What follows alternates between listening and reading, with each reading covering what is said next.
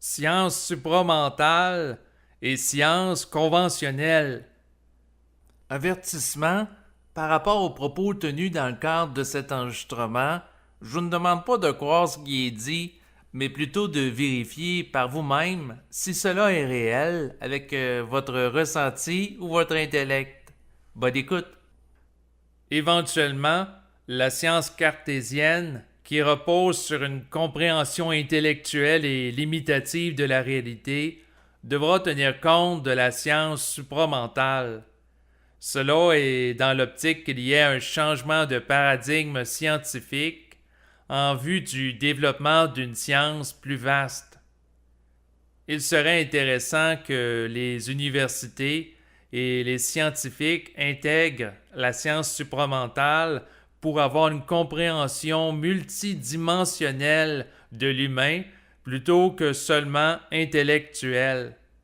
Dans cette optique, cela va demander la reconnaissance scientifique du principe fondamental à l'effet que la pensée ne provient pas du cerveau humain. Elle découle plutôt d'entités qui l'acheminent à l'individu. Il va la capter comme une radio qui intercepte une onde qui est véhiculée dans l'espace. Pour éviter les abus de croyance qui ont eu cours au fil des derniers siècles, de par des sectes, des mythes et des superstitions, les scientifiques ont exigé des preuves de ce qui est avancé pour élaborer une science de manière rationnelle et vérifiable sur le plan empirique qui s'adresse à l'intellect. Cela a permis, entre autres, aux médecins de développer des traitements médicaux s'appuyant sur des études scientifiques multiples témoignant de leur validité, de faire des gains d'efficacité et d'éviter des abus. Donc, cela a eu son utilité, mais demeure limitatif.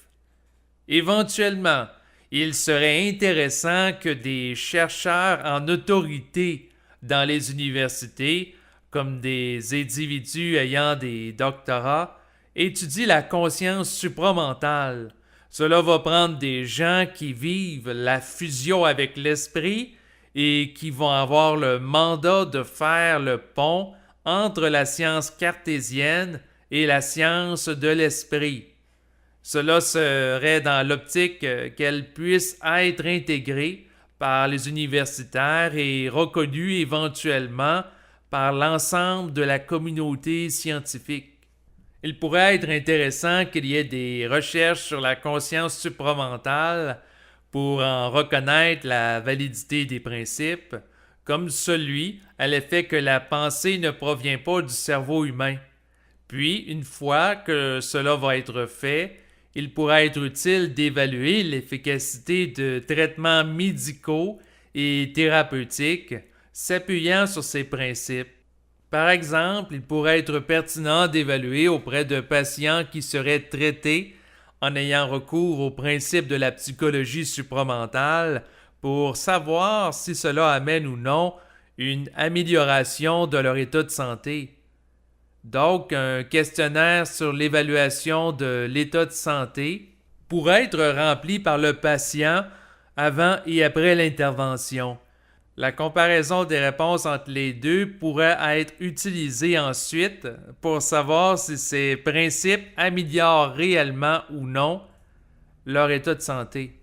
Après, si c'est le cas, les professionnels du domaine de la santé et de la relation d'aide, soit les psychologues, les psychothérapeutes, les travailleurs sociaux, les psychiatres et les médecins, vont pouvoir l'utiliser officiellement dans leurs interventions avec les patients dans le cadre de leur pratique professionnelle. Donc, cela risque d'être long avant que la science supramentale soit reconnue officiellement et utilisée par les professionnels en Occident. D'ici là, les membres d'ordre professionnel ne peuvent pas officiellement utiliser les principes de la science supramentale dans leur pratique avec les patients parce qu'ils pourraient être réprimandés par leur ordre professionnel pour avoir effectué un traitement ne s'appuyant pas sur des approches reconnues par la science actuelle. Comme les ordres professionnels visent la protection du public contre les abus, elles vont préférer que leurs membres n'utilisent pas une science nouvelle tant qu'elle n'est pas reconnue par les scientifiques. Ce principe de prudence va faire en sorte que son utilisation officielle va être retardée.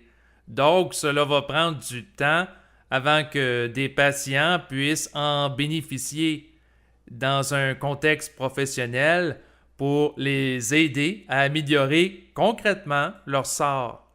Donc, la personne auquel ça nuit le plus, c'est le patient.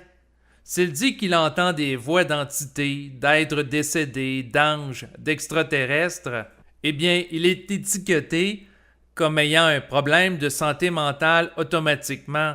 Par contre, lorsque la science supramentale sera intégrée à la science actuelle, la validité de son expérience pourrait être reconnue officiellement, à savoir que ce n'est pas parce qu'il dit entendre des voix qu'il hallucine nécessairement pour autant.